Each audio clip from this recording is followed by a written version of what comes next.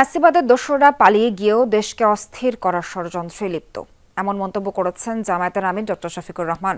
নারায়ণগঞ্জে জেলা ও মহানগর জামায়াত আয়োজিত সমাবেশে তিনি বলেন, দেশ নিয়ে আর কোনো ষড়যন্ত্র সহ্য করবে না মানুষ।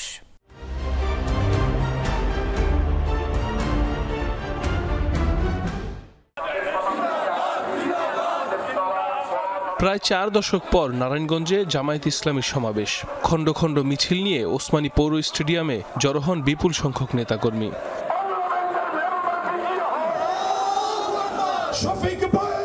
সমাবেশে প্রধান অতিথি দলের আমির ডাক্তার শফিকুর রহমান। তিনি অভিযোগ করেন, ফ্যাসিবাদের দোসররা পালিয়ে গেলেও থেমে নেই তাদের চক্রান্ত।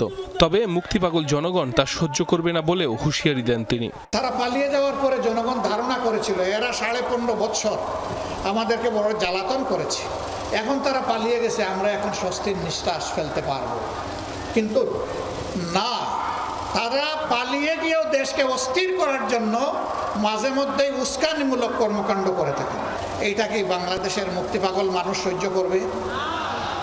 আওয়ামী লীগের আমলে পাচার হওয়া বিপুল অর্থ ফিরিয়ে আনার দাবি জানান জামায়াতের আমির। এরপর সেসব অর্থ জনগণের কল্যাণে ব্যয় করতে সরকারের প্রতি আহ্বান জানান শফিকুর রহমান। 15.5 বছরে দেশ থেকে বিদেশে 26 লক্ষ কোটি টাকা পাচার করা হয়েছে। সরকারের কাছে আমাদের স্পষ্ট দাবি, এরা যত টাকা জনগণের চুরি করে দেশে কিংবা বিদেশে জমা করেছে, পাচার করেছে, সবগুলো উদ্ধার করে রাষ্ট্রীয় কোষাগারে ফেরত আনতে হবে এবং সেই টাকা দিয়ে জনগণের সুষম উন্নয়ন করতে হবে।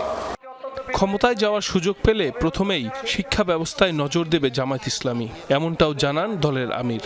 আমরা এই দেশের মানুষের খেদমত করার, সেবা করার সুযোগ পাই, তাহলে সর্বপ্রথম আমরা হাত দেব শিক্ষা ব্যবস্থায়। সাইফ আহমেদ, যমুনা নিউজ।